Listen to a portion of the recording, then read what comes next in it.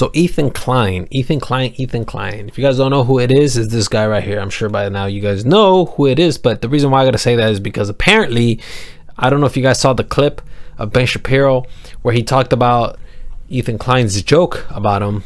He said he didn't know who he was, so I'm genuinely surprised if that's the case. But nonetheless, this is who he is right here. So I don't know if you guys know, but I'm gonna go ahead and give you guys a brief synopsis about what happened, because that's not really what I want to talk about. I want to talk about the whole idea, what surrounds it, of like the whole joke. That's kind of what I want to talk about. But nonetheless, let me give you guys a brief synopsis as to what happened. So Ethan Klein, he made a very edgy joke about Ben Shapiro, talking about that if there was a second Holocaust, he would want him to be the first one gassed. Well, that's a Jewish joke right there. I don't know if you could tell, but you know, depending on who it is and how they take it, I guess it could be a good thing or a bad thing, or a funny joke or a terrible joke. But obviously, as you can see, Ben didn't actually like that joke at all. I wish I could show you guys the clip, but I feel like, shows like Ben Shapiro, Ben Shapiro, Joe Rogan, all of these shows, like I feel like they copyright claim me. I don't want to post anything like that of their material. So nonetheless, he responding to it, he says something along the lines of, and I'm paraphrasing here, that he hopes that Ethan, if there is a second Holocaust, he hopes that Ethan's family escapes.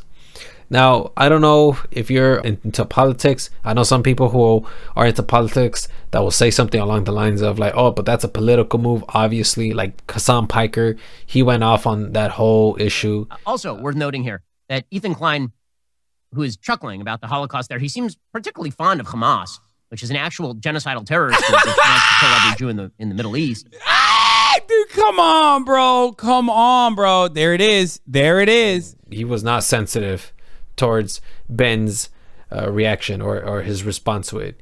As you can imagine, like Ethan Klein and Hassan Piker are both very political people, so they play for a team. I'm not trying to talk about the whole political stuff. I'm not into that stuff, but nonetheless, there's that. So let's talk about like Ethan Klein though. So I don't know if you guys know this, but this isn't actually his first ban. It looks like it's his first ban, and it looks like this is the first time he's ever actually been dealt the cancel card. But believe it or not, he's actually been canceled. He's been canceled 4 times and he's been suspended 3. So let's go ahead and talk about his suspensions, because that's what we're here for, not the cancellations. He's been canceled multiple times, but let's talk about his suspensions from YouTube. So the first suspension, I'm gonna go ahead and say that I don't really know. Okay, I don't know, and guess what? He doesn't even know what happened either. So the way the first suspension happened was that he believes that there's people out there who are mass reporting his videos, every single one of them, and so YouTube deemed them too dangerous, at least one video, but he suspects that it was every video. So he got his first suspension. I believe that was his first suspension. His second suspension, and it's almost similar to the third suspension, but the second suspension was because he made an edgy joke again. Now, I don't know if you guys remember, but 4 or 5 months ago, there was this protest that was taking place. I don't know what the protest was about. I never read up on it. But nonetheless, he was talking about the protest in one of his podcasts. And he says something to the effect of... So there was a big protest outside the NRA meeting, which was good. Do we have any insight into what they're actually talking about there at the NRA meeting that's today in Texas? Someone should bomb that building. Mm-hmm. Okay, don't. I'll roll that back. Roll that back immediately. So he said that. And it doesn't even get better either. He talks about how like, oh, you know what we should do? We should love bomb that building. He says it here, watch. Let's bomb it with emotional protest. A love bomb. In Minecraft. Let's love bomb it. Let's love bomb it. Yeah, what did I say? You said love bomb. Yeah. The love was silent. Right. Kill him with kindness. Let's fucking kill everyone in that building. Let's just end the show. Let's fucking bomb that. Wait, I was gonna let me finish. All right, sorry. The way you cut it made it sound way worse. Let's fucking bomb that building with kindness and love and peaceful protest. Let's systematically execute every single one of those motherfuckers with protest and nastily but firmly worded emails to our representatives. By the way, I'm joking, no violence. Took it too far. So that was his second suspension. And his third suspension, everybody's talking about this one at the moment, which is he got suspended because he made a joke on Ben, talking about that, you know, if there's a second Holocaust, he hopes that Ben's family is gassed first. Now, here's the thing, okay? Before I go on with my opinion and all of that stuff, I first want to say I'm not Jewish. I don't know what the Jewish people feel about this, or I don't know how I would feel if I was Jewish. But nonetheless, when I hear jokes like this, I just think about the 90s. And the reason why I think about that era of comedy is because during that time, they were saying some of the most insane stuff you would ever imagine. Some of the most racist stuff you would ever hear, dude. Insane stuff. So when I hear jokes like this, I'm kind of like to myself like, oh, okay, so we're bringing it back to that era. But this is kind of like the diet version of it. So that's kind of how I felt about it, that it was just, oh, you know, it was just another Tuesday back in the 90s. But in today's climate, obviously a lot more people are very, very sensitive about this stuff. So it all depends on the era you're living in. And so at this time and during this era, a lot of people are very sensitive. So I guess you could say that this is not a funny joke. But if you were to take this joke back in the 90s, it would be an absolutely hilarious joke. Everybody would be laughing, probably. Who knows? Nonetheless, here we are. So let's talk about like this whole cancellation stuff. Now, there's people out there who are saying, see, now you got a taste of your own medicine. Because I don't know if you know this, but he was wishing for the ban, or he was asking for the ban of Andrew Tate. The permanent ban, not a suspension, a permanent ban. There's people out there who are saying, okay, so you see, now the beast is working against you. Now you are being canceled. How do you feel about that? Get a taste of your own medicine. And to be honest, some people are probably thinking to themselves like, oh, he probably doesn't even care. No, he cares, all right? There's a clip out there of him admitting that he cares and that he's afraid of this. Go ahead and take a look at it. I was afraid it might actually get worse. Like, I was like, shit, this is bad. I don't know. I was afraid we might get like this whole channel demonetized, or you know how sometimes when something really bad happens with like Logan Paul, or it happened with Shane too, where their channel gets like demonetized for 3 months or some, or like, I don't know, some undisclosed amount of time. So I was pretty nervous, I'm not gonna lie.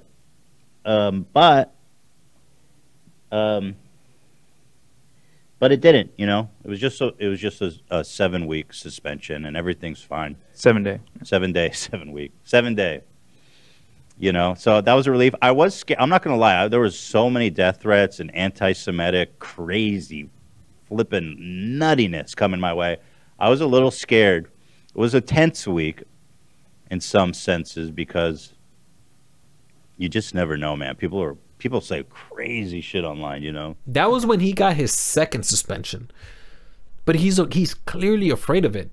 Now, the question to Ethan is, Ethan, if you're afraid of it, imagine how other people are. Imagine how Andrew Tate felt. Imagine how, I want to say Sneeko, but imagine how some of these people have felt about being completely eradicated from the online sphere. Now, personally to me, I feel very uncomfortable with deplatforming people because nowadays we live our lives online.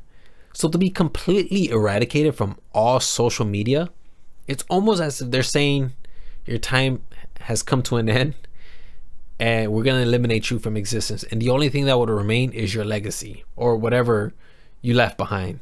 Like when Alex Jones was completely eradicated from all social media, there are still some memes out there that exist in the online sphere. But for the most part, his presence has been completely eradicated. I don't know about you guys, but that makes me feel very, very uncomfortable. Now, there's people out there who are advocating for that are advocating against deplatforming content creators like Destiny and Abba and Preach, and I want to hop on that bandwagon as well. However, my question is, how can we stop the deplatforming? Because we can't just say, yeah, we're against deplatforming. My question is, well, what's the solution to it then? Because I don't know if you guys know, but every single time somebody says something hateful or says something that's misinformation, that thing gets immediately picked up by people and immediately gets spread in almost every corner of the internet. I mean, that's why there's a lot of misinformation going on. I don't know if you guys know this, but like just recently, Kanye West, he ended up coming out with some anti-Semitic quotes. And just recently there was this protest, not protest, but this advocation group in Los Angeles talked about that. You know what? Never mind. I'm not showing that stuff. I don't want to show that stuff, dude. I don't want, like, if there's Jewish people watching me, I don't want them to see that stuff, dude. It could be terrible for them. Yeah, but nonetheless, yeah.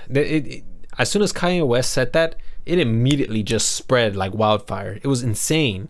And now there's people out there who are advocating for that. Like, you know, like it just spreads so fast. So my question is, what do we do? What should the consequences be if we're not gonna deplatform people? There has to be some consequences, because simply just fighting back with words, it doesn't seem like it's gonna cut it, because this stuff spreads fast. So how do we fight that? That's my question. Because we need to find a solution and fast. Because yeah, I am very uncomfortable with deplatforming, because to me, when somebody gets deplatformed, that essentially means that you have been eliminated from the sphere of existence in the online realm. Just scary, just feels very, very off and very weird about that, you know. So yeah, I'm looking for a solution, and if you guys have one, like, let me know, man. I really want to know. I would definitely love to think more about it. One of the things that I've been thinking about is, like, you know, maybe this sounds really bad, but maybe content creators pay like an extra tax where we can have a certain amount of people that can work for correcting information. But then again, who's gonna watch those people, you know? For all we know, they could be playing like a site as well. So I don't know. It's just too tricky, and it's very, very, very difficult to come up with a solution. But nonetheless, I'm gonna continue to look around and see what we can do. The best thing we can do is just discourage people from actually watching that kind of content, because whenever you surround yourself around that content, it seems to like change that person.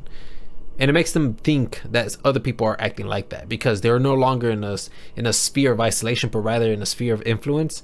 And whenever there's a sphere of influence, groupthink tends to take over. And so therefore, the person starts to think that there's a correct way of thinking when it comes to living life on the internet. So I don't know.